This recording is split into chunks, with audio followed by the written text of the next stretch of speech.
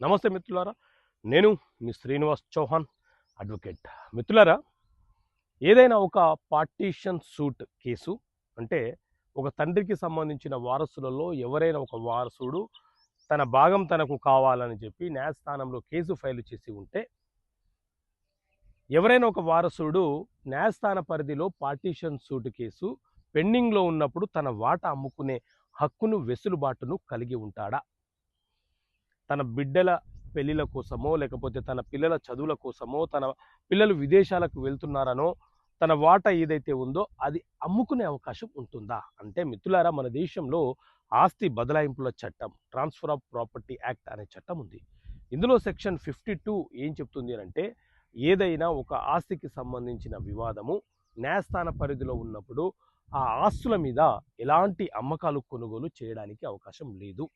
gift రిజిస్ట్రేషన్లు చేయడానికి